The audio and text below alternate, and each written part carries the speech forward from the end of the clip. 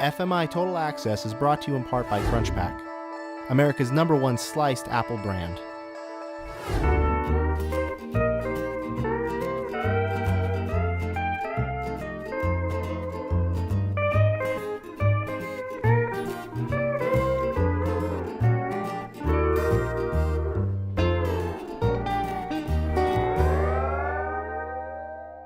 Hi, I'm Phil Limpert. I'm here with David Orgel, the editor-in-chief of Supermarket News, and we're here at FMI 2012.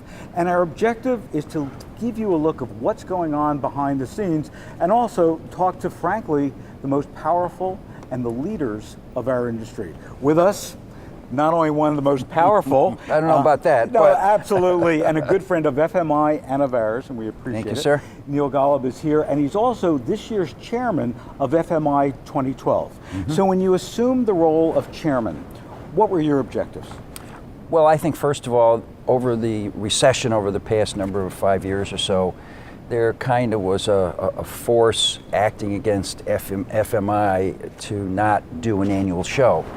And when we were asked to assist with the process, I'd always felt that the big show really was our signature event.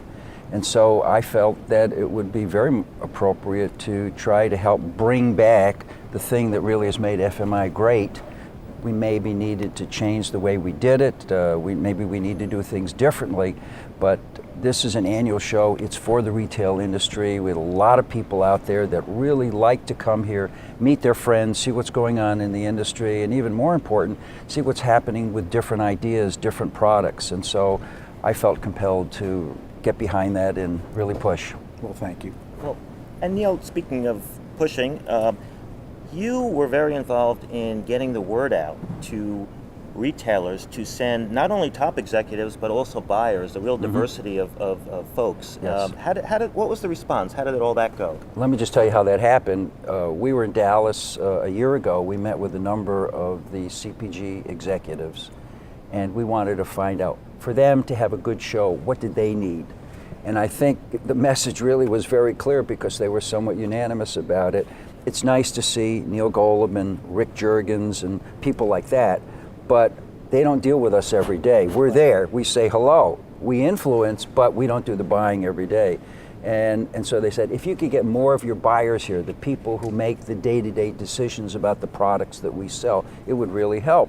So I said to Dagmar, all right, why don't we really make an effort with the board members of FMI and communicate with them and say, look, let's support the show in the way that our trade partners need to have it supported, because one hand has to wash the other hand.